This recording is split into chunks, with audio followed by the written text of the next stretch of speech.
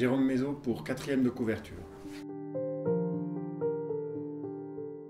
La lecture n'était pas quelque chose de très présent parce que je viens d'un milieu où il y avait assez peu de livres. Et donc c'est plutôt à l'école que j'ai commencé à lire et je me souviens plutôt d'avoir eu peur devant les livres sans images, si je pense vraiment à l'école primaire. Et je lisais évidemment des BD, toutes sortes de choses avec des images. Et mon frère, finalement, vers 11-12 ans, m'a dit quand est-ce que tu vas arrêter de lire des livres avec des images? Et c'est vrai que les textes sans images, ça me faisait peur. Je trouvais trop dense, trop serré. Et j'ai plutôt fui ces livres-là jusqu'à l'âge, à l'époque presque du cycle d'orientation, au début du collège, où là j'ai vraiment eu la boulimie de la lecture qui est venue, mais très tardivement, puis qui n'était pas spécialement poussée par le milieu familial.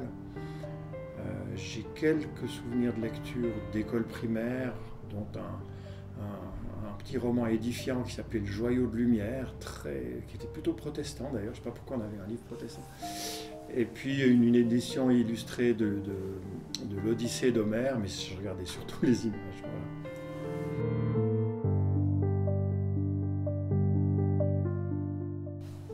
Bon, énormément évidemment, je ne peux pas tous les citer. Et puis surtout, il y en a qui sont récents aussi, c'est-à-dire que tout à coup, parce qu'on a souvent envie de citer des auteurs qu'on a lus au début, que j'ai lu au début quand je commençais à écrire, mais en fait, ça change chaque mois, chaque semaine. Il y a des découvertes vraiment... Si je voulais parler des découvertes plus récentes qui ont vraiment beaucoup marqué ces dernières années, c'est des auteurs comme Roberto Bolaño, l'auteur chilien, un petit peu avant, Antonio Tabucchi en littérature italienne. C'est des auteurs qui vraiment beaucoup compté pour moi. Mais après, c'est vrai que souvent, quand je dois citer des auteurs qui m'ont marqué au début de mes premiers textes, c'était soit un groupe d'écrivains français comme Annie Ernaux, Pierre Michon ou Pierre Bergogneau qui, dans les années 80, ont un peu réhabilité une littérature de la mémoire familiale ou de la mémoire sociale. Et puis, ils ont vraiment imposé un nouveau ton, une nouvelle manière de parler du milieu familial, du milieu social. Et je pense que sans ces auteurs-là, je ne me serais pas autorisé à écrire, certainement. Donc, ils ont vraiment été un déclic. Et puis, pas oublier peut-être les auteurs aussi de ma région, parce qu'ils ont quand même beaucoup compté à l'adolescence. Je pense à Jean-Marc Lovay, sur lequel j'ai beaucoup travaillé, sur lequel j'ai écrit aussi des choses, qui était un petit peu, pour moi, dans ma jeunesse, qui représentait un peu l'esprit libertaire de 68 et les traces qu'il y avait eu de cet esprit en Valais aussi, avec quelques textes bien sûr de Corinne Aby, de Maurice Chapat de la même période.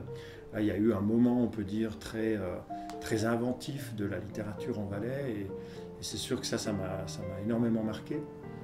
Et puis après, si je devais citer des auteurs plus généraux, je pense à des gens comme Tchekhov par exemple. C'est vrai que je suis un lecteur un peu compulsif de Tchekhov et j'aimerais bien arriver une fois à faire un portrait de personnage comme il le fait, mais ça reste un bon défi.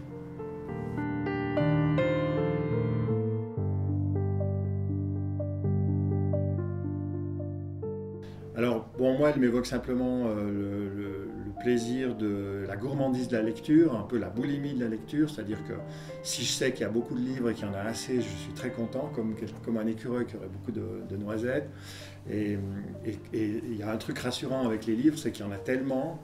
Alors, à moins d'accident répété, on en aura toujours bien assez, voire trop, c'est-à-dire qu'on n'arrivera jamais à lire même pas un centième de ce qui a été publié, ce qui fait que j'ai par rapport au livre un sentiment de sécurité, de contentement en me disant je vais toujours en trouver des nouveaux qui vont me plaire, qui vont me faire voir les choses différemment. Et dans ce sens-là, oui, je peux imaginer le paradis comme une bibliothèque dans laquelle il n'y a pas de limite.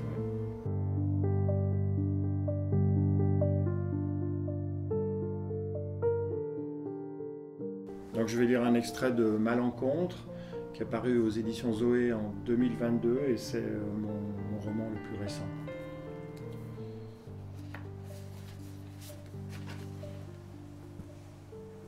L'histoire de Rosalba mérite d'être racontée, pensais-je un soir au retour du travail. Mais avais-je assez de matière? Comment relater en détail des faits auxquels on n'a qu'un maigre accès? elle et moi avions dû échanger en tout 10 phrases banales l'année de mes 15 ans. De ces répliques lancées au hasard, semblables à des balles perdues, quelle épaisseur, quelle densité avait pris au fil des années cet être qui s'était soustrait à mon désir. Rosalba était, je crois, de 2 ans mon aînée, et elle préférait les gars plus âgés qui conduisaient leur propre voiture et faisaient nuit blanche le samedi. Et puis, déjà au village, on se fichait de moi parce que j'étudiais beaucoup et que je devais toujours rentrer avant minuit. Fais pas chier, Cendrillon, lançaient les copains. Ce réel amputé macérait dans ma tête, où je l'avais rangé à côté de ma mère à l'agonie, à côté du cercueil de mon frère et de tous les absents qui avaient tort. Si vous aviez un super pouvoir, pourquoi l'utiliseriez-vous ? Eh bien, dans cette période de crise climatique vraiment extrêmement grave, et je ne sais pas si tout le monde s'en rend compte, enfin, je ne m'en rends pas forcément compte plus que les autres, puisque comme tout le monde, j'essaye de ne pas trop y penser et de ne pas trop avoir peur, mais j'ai vu les chiffres et je connais des gens qui travaillent très sérieusement là-dessus. C'est extrêmement inquiétant. Si j'avais des super pouvoirs, j'essaierais de capter du CO2 dans l'atmosphère ou de promulguer des lois qui diminuent la consommation d'énergie fossile de manière drastique. On a beaucoup d'autres moyens pour se déplacer, on peut être aussi un peu plus tranquille, un peu plus lent. Voilà, j'aimerais beaucoup ça.